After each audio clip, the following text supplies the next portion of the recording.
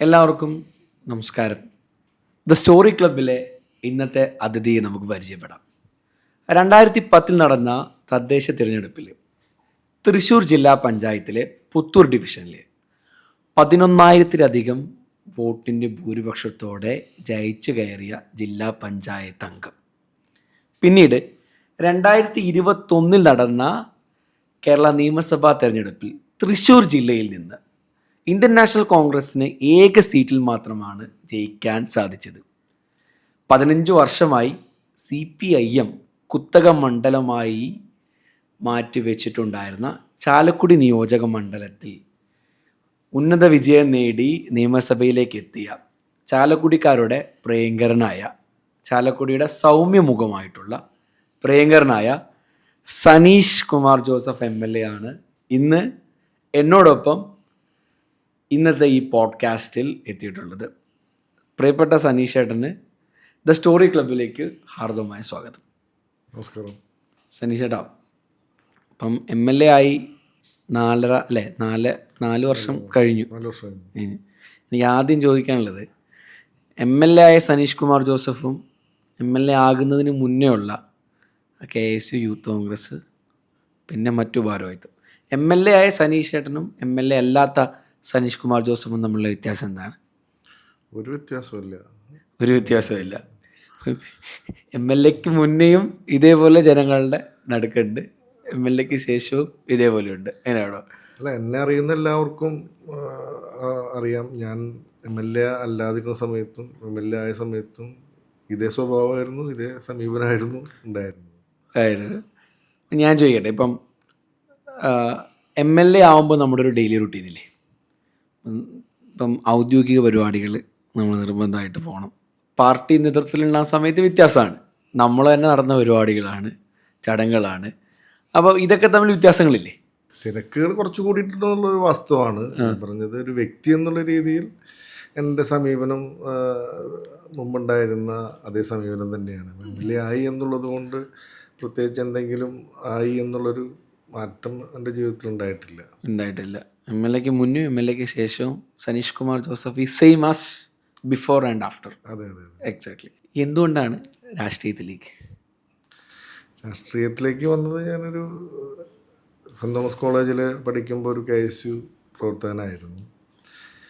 പ്രത്യേകിച്ച് ഞങ്ങളുടെ കോളേജ് ഒരു മിക്സഡ് കോളേജൊന്നും ആയിരുന്നില്ല. അപ്പോൾ രാഷ്ട്രീയത്തോട് പിതാവിന് രാഷ്ട്രീയ താല്പര്യമുള്ള ഒരു കുടുംബത്തിൽ നിന്നുള്ളതാണ്. പിതാവ് ഒരു NGO അസോസിയേഷൻ്റെ ഭാരവാഹിയായിരുന്നു. ഒരു കോൺഗ്രസ് കുടുംബമാണ്. പിന്നെ കോളേജിൽ വന്നപ്പോൾ സ്വാഭാവികമായും KSUവിൽ അന്ന് വളരെ സജീവമായിട്ട് പ്രവർത്തിച്ചു. ഞങ്ങളുടെ കോളേജ് വളരെ പൊളിറ്റിക്കലായിട്ടുള്ളൊരു ക്യാമ്പസായിരുന്നു സെൻറ് തോമസ് കോളേജ്. വളരെ പ്രസിദ്ധമായിട്ടൊരു കോളേജാണ്.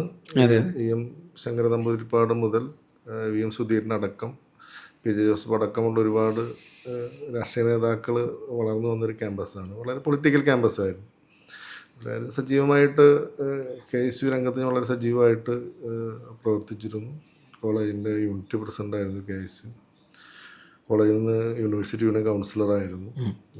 യൂണിവേഴ്സിറ്റി യൂണിയൻ സ്ഥാനാർത്ഥിയായിട്ടൊന്ന് മത്സരിച്ചിരുന്നു. സെനറ്റിലേക്ക് മത്സരിച്ചിരുന്നു. സ്വാഭാവികമായും ആ ഒരു സംഘടനാ പ്രവർത്തനമാണ് രാഷ്ട്രീയത്തിൽ സജീവമാകാനായിട്ടുള്ള ഒരു കാര്യം. പിന്നെ AK ആൻ്റണിയും ഉമ്മൻചാണ്ടിയും ഒക്കെ അവരുടെയൊക്കെ ഒരു പ്രവർത്തനങ്ങളും അവരുടെയൊക്കെ സ്വാധീനമൊക്കെ നമ്മളൊരു രാഷ്ട്രീയ പ്രവർത്തകനെ രൂപപ്പെടുത്തുന്നതിന് വലിയ പങ്ക് വഹിച്ചിട്ടുണ്ട്. ഞാൻ ഉമ്മൻചാണ്ടിയിലേക്ക് തീർച്ചയായിട്ടും പോകണം. കാര്യം ഉമ്മൻചാണ്ടി സാറ് മരിച്ചപ്പം ആ വിലാപയാത്ര പോകുന്ന ബസ്സിൽ ദ ഫസ്റ്റ് മൂമെൻറ്റ് തൊട്ട് ദ എൻഡ് മൂമെൻറ്റ് വരെ പ്രിയപ്പെട്ട ഉമ്മൻചാണ്ടി സാർ ശിഷ്യന്മാരൊക്കെ ഉണ്ടായിരുന്നു. അതിനകത്ത് പിന്നെ സനീഷ് കുമാർ ജോസഫും കൃത്യമായിട്ട് ലൈക്ക് ദ ഫസ്റ്റ് മൂമെൻറ്റ് തൊട്ട് ടിൽ എൻഡ് മൂമെൻറ്റ് വരെ, അതിനുശേഷവും ഇപ്പോഴും പിന്നെ അപ്പോൾ സ്വാഭാവികമായിട്ടും ഞാനതൊരു മറ്റൊരു ചോദ്യമായിട്ട് തന്നെ മാറ്റി വെക്കുകയാണ്. ഓക്കെ, ഞാനതിന് എങ്ങനെയുണ്ടായിരുന്നു യൂത്ത് കോൺഗ്രസ് കാലഘട്ടം? യൂത്ത് കോൺഗ്രസ് കാലഘട്ടം എന്ന് പറഞ്ഞാൽ ഞാൻ KSU വളരെ സജീവമായി എൻ്റെ രാഷ്ട്രീയ ജീവിതത്തിലെ ഏറ്റവും നല്ല കാലഘട്ടം KSU കാലഘട്ടം. വളരെ സജീവമായ സംഘടനാ പ്രവർത്തനം നടന്നിരുന്നൊരു കാലഘട്ടമാണ്. ഞങ്ങൾ ആവുന്ന ഒരു കാലഘട്ടം എന്ന് പറഞ്ഞാൽ 1993 സെൻറ് തോമസ് കോളേജിൽ KSU പ്രവർത്തനമായി തുടങ്ങുന്നു. പിന്നീട് കുറേ വർഷക്കാലം KSUവിന് അന്ന് ജെ ജോസഫായിരുന്നു KSU സംസ്ഥാന പ്രസിഡന്റ്. ആ കാലഘട്ടം ഒരുപാട് നീണ്ടു നിന്നൊരു കാലഘട്ടമാണ് അവരുടെ ഒരു ടൈം. അവസാന കാലഘട്ടത്തിലൊക്കെ KSU സംസ്ഥാന ഒരു ഭാരവാഹികൾ നീണ്ട കാലഘട്ടമായതുകൊണ്ട് ഭാരവാഹികളൊക്കെ പലപ്പോഴും ആ ഉത്തരവാദിത്തങ്ങൾ മാറി പലരും പല രീതിയിലൊക്കെ പോകുമ്പോൾ ആ ഉത്തരവാദിത്തങ്ങളൊക്കെ ഞങ്ങളുടെ ഒരു തലമുറയാണ് പിന്നീട് ഒരു 95-96 കാലഘട്ടങ്ങളിലൊക്കെ വളരെ സജീവമായിട്ട് ജില്ലയിലെ KSU സംഘടനാ പ്രവർത്തനങ്ങൾക്ക് നേതൃത്വം കൊടുത്തത്. അപ്പോൾ വളരെ സജീവമായി ഈ ജില്ലയിലെ എല്ലാ ക്യാമ്പസുകളിലും KSU സംഘടിപ്പിക്കാനും യൂണിവേഴ്സിറ്റി തിരഞ്ഞെടുപ്പുകളാണെങ്കിലും സെനറ്റ് തിരഞ്ഞെടുപ്പാണെങ്കിലും ഒക്കെ വളരെ സജീവമായിട്ട് ഞങ്ങൾ ഇടപെട്ടിരുന്നു. ഞങ്ങൾ ഒരു കാലഘട്ടത്തിലാണ് 93 കാലിക്കറ്റ് യൂണിവേഴ്സിറ്റി ഭരണം കിട്ടിയതിന് ശേഷം പിന്നീട് ഒരു വ്യാഴവട്ടക്കാലം KSUവിന് യൂണിവേഴ്സിറ്റി ഉണ്ടായിരുന്നു. പിന്നീട് ഞങ്ങളുടെയൊക്കെ നേതൃത്വത്തിലാണ് കാലിക്കറ്റ് യൂണിവേഴ്സിറ്റി ഒരു 2000-ലാണെന്ന് ഞങ്ങളത് തിരിച്ചു. വളരെ സജീവമായിട്ട് എല്ലാ പാലക്കാട് ജില്ലയിലും മലപ്പുറത്തും അതുപോലെ തന്നെ തൃശ്ശൂർ ജില്ലയിലൊക്കെ, പ്രത്യേകിച്ച് തൃശ്ശൂർ ജില്ലയിൽ വളരെ സജീവമായിട്ട് ആ കാലഘട്ടത്തിൽ ക്യാമ്പസുകൾ. അന്ന് പാർട്ടിയും തൃശ്ശൂർ വളരെ സജീവമായിരുന്നല്ലോ അല്ലേ? തൃശ്ശൂരിൽ വളരെ സജീവമായി കോൺഗ്രസ് പ്രസ്ഥാനമുള്ള ഒരു ലീഡറുടെ ഒക്കെ നേതൃത്വമുള്ള കോൺഗ്രസ് പ്രസ്ഥാനമുള്ള ഒരു ജില്ലയാണ്. വളരെ സജീവമായിട്ട് കോൺഗ്രസ് മേധാവിത്വം ഉണ്ടായിരുന്നൊരു ജില്ലയാണ്. അപ്പം ഞാൻ ചോദിക്കട്ടെ, KSU എന്ന് പറയുമ്പോൾ ഉണ്ടാകുന്ന ഒരു രസകരമായിട്ടുള്ള, രണ്ടും രസകരമാവാം, അതോടൊപ്പം തന്നെ എന്താണ് രസകരമല്ലാത്തതുമായിട്ടുള്ള ഏതെങ്കിലും ഓർമ്മകൾ? KSU വളരെ അഗ്രസീവായി ഞങ്ങൾ തന്നെയാണ് ലീഡർഷിപ്പിലെടുത്ത് എല്ലാ കാര്യങ്ങളും നടത്തിയിരുന്നത്. പക്ഷെ അത് ഉറക്കമില്ലാത്ത ഒരുപാട് രാത്രികൾ സമ്മാനിച്ച ദിനരാത്രങ്ങളാണ്. വീട്ടിൽ പിതാവും അച്ഛനും അമ്മയ്ക്കും എതിർപ്പുണ്ടായിരുന്നു? വീട്ടിലത്ര സജീവ താല്പര്യമൊന്നും, മക്കൾ പഠിക്കണം എന്നുള്ള ഒരു പ്രതീക്ഷയിലാണ് ക്യാമ്പസിലേക്കൊക്കെ അയക്കുന്നത്. ആദ്യം പ്രതിഷേധം നടന്നത് വീട്ടിലായിരിക്കും അല്ലേ? ലൈക്ക് ഈ രാഷ്ട്രീയത്തിലേക്ക് ഇറങ്ങുമ്പോൾ ഉണ്ടാവുക, രാഷ്ട്രീയത്തിൽ സജീവമാവുന്നതിനോട് വീട്ടിൽ വലിയ താല്പര്യം ഉണ്ടായിരുന്നില്ല. അപ്പം എങ്ങനെ അതിജീവിച്ചു? സ്വാഭാവികം. പിന്നെ ഒരു ഘട്ടം കഴിയുമ്പോൾ അവരങ്ങ് വിട്ടു. ആ ഒരു അല്ലേ സ്വാഭാവികമായിട്ട് പോലീസ് കേസുകളുണ്ടായിരുന്നു KSU കാലഘട്ടം? ഒരു കാലഘട്ടം എന്ന് പറഞ്ഞാൽ പ്രതിപക്ഷത്തിരിക്കുന്നൊരു കാലഘട്ടമാണ്. നിരവധി സമരങ്ങൾ ആ കാലഘട്ടത്തിൽ നേതൃത്വം നമ്മൾ കൊടുത്തിട്ടുണ്ട്. പോലീസ് കേസുകൾ ഉണ്ടായിട്ടുണ്ട്. ഒരു സമരം ഓർത്തു പറയാമോ? ഞങ്ങൾ അന്ന് ശിവദാസ മേനോനെ വഴി തടഞ്ഞ ഒരു സമരം, അന്ന് രാമനിലയത്തിൽ അന്ന് ശിവദാസ മേനോൻ മന്ത്രിയായിരിക്കുമ്പോൾ എന്ന സമയത്ത് അദ്ദേഹത്തെ അന്ന് എനിക്ക് തോന്നുന്നത് പാഠപുസ്തകവുമായി ബന്ധപ്പെട്ടിട്ടാണ്, പാഠപുസ്തക ഒരു സമരമായിട്ടാണ് ബന്ധപ്പെട്ട് ഞങ്ങൾ നടത്തിയൊരു വലിയ സമരം. അന്നാണെന്ന് തോന്നുന്നത് ആദ്യമായിട്ട് പത്രത്തിലൊരു വലിയ പടം ഫ്രണ്ട് പേജിൽ വന്നത് ആ സമരമാണ്. തൃശ്ശൂർ എഡിഷനാണോ അതോ ഓൾ കേരള? ഫ്രണ്ട് പേജിലാണ്. കേരള ആണെന്ന് പ്രതീക്ഷിക്കുന്നു. ഇപ്പം യൂത്ത് കോൺഗ്രസ് ജില്ലാ പ്രസിഡന്റ് ആയിരുന്നല്ലോ. അപ്പോൾ ഈ KSUവിൽ പിന്നെ ജില്ലാ പ്രസിഡന്റ് ആയിട്ടുണ്ടോ, അല്ലെങ്കിൽ പിന്നെ ഭാരവാഹിത്വം? KSU ജില്ലാ സെക്രട്ടറി ആയിരുന്നു. പിന്നീട് ഞാൻ KSU PC വിഷ്ണുനാഥ് നേതൃത്വം കൊടുത്ത ആ കമ്മിറ്റിയിൽ സംസ്ഥാന ജനറൽ സെക്രട്ടറി ആയിരുന്നു. അന്ന് എത്ര കുറേ ഇന്ന് ഞങ്ങൾ കമ്മിറ്റി 16 പേര് ആണ് അന്ന് മൊത്തം. പ്രസിഡന്റ് അടക്കം 16 പേര് അടങ്ങുന്ന ഒരു കമ്മിറ്റിയാണ്. ഓക്കെ. അതിന് ശേഷം പിന്നെ എനിക്ക് തോന്നുന്നു PC വിഷ്ണുനാഥ് തന്നെ സംസ്ഥാന പ്രസിഡന്റ് ആകുന്ന കമ്മിറ്റിയിൽ ആ ഒരു കാലഘട്ടത്തിൽ നോമിനേഷനായിരുന്നു. പല കാരണങ്ങൾ കൊണ്ടും, എന്താണെന്ന് അറിയില്ല, പല കാരണങ്ങൾ കൊണ്ടും നമുക്ക് പിന്നീട് വന്ന 2 കമ്മിറ്റികളിൽ എനിക്ക് ഭാരവാഹിത്വം ഉണ്ടായിരുന്നില്ല. ഭാരവാഹിത്വം ഇല്ലാതെ പിന്നീട് യൂത്ത് കോൺഗ്രസ് തെരഞ്ഞെടുപ്പ് വന്നപ്പോഴാണ് യൂത്ത് കോൺഗ്രസിൻ്റെ തൃശ്ശൂർ പാർലമെൻറ്റ് പ്രസിഡൻ്റായിട്ട് വരുന്നത്. ഇല്ലെങ്കിൽ ആ സമയത്ത് KSU തന്നെയാണോ ആവേണ്ടത്, അല്ലെങ്കിൽ യൂത്ത് കോൺഗ്രസിലേക്ക് വരേണ്ട ഒരു? യൂത്ത് കോൺഗ്രസ് സ്വാഭാവികമായും അന്ന് സംസ്ഥാന ഭാരവാഹികൾ ആയിരുന്ന മുഴുവൻ ആളുകളെയും യൂത്ത് കോൺഗ്രസിൻ്റെ ഭാരവാഹികളാക്കുന്നൊരു സമീപനം ഉണ്ടായിരുന്നു.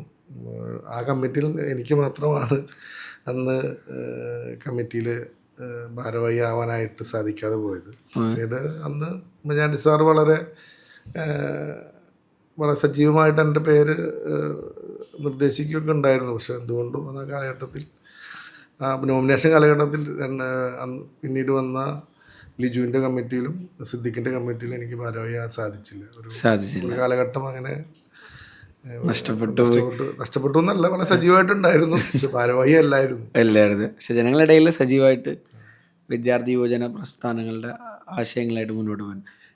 പിന്നെ ഈ പാർലമെന്റിൽ ലൈക്ക് ജില്ലാ പ്രസിഡന്റ് ആയതിനു ശേഷമുള്ള ഒരു പിന്നീട് ഞാൻ ജില്ലാ പഞ്ചായത്ത് മെമ്പറായി ഇരിക്കുന്ന സമയത്താണ് യൂത്ത് കോൺഗ്രസിൻ്റെ തിരഞ്ഞെടുപ്പ് വരുന്നത്.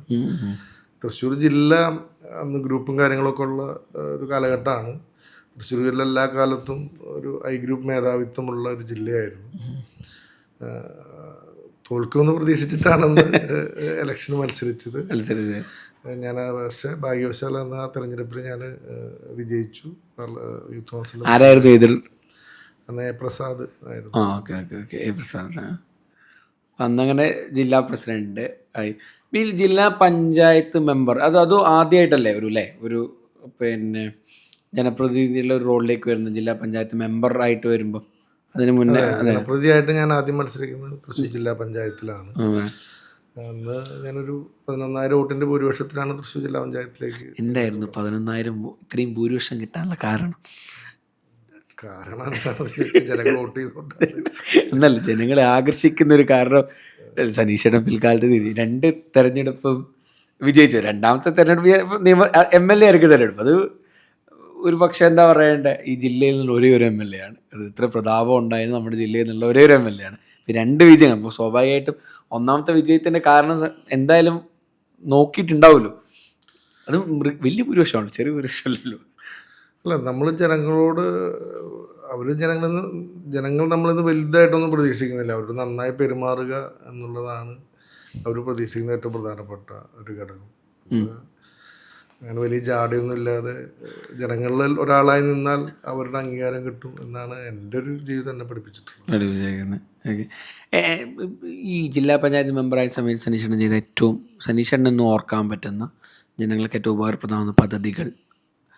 ജില്ലാ പഞ്ചായത്ത് മെമ്പറായിരിക്കുന്ന ഒരു കാലഘട്ടത്തിലാണ് ഒരുപാട് കാര്യങ്ങൾ ആ സമയത്ത് നമുക്ക് ചെയ്യാനായിട്ട് സാധിച്ചിട്ടുണ്ട്.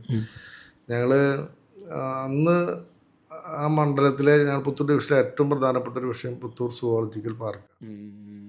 സുവോളജിക്കൽ പാർക്കിൻ്റെ ഒരു പ്രധാനപ്പെട്ട ഒരു പ്രശ്നമായിരുന്നത് അന്ന് 20 വർഷക്കാലം അത് ആ പദ്ധതി മുടങ്ങിക്കിടക്കുന്നൊരു സാഹചര്യം ഉണ്ടായിരുന്നു.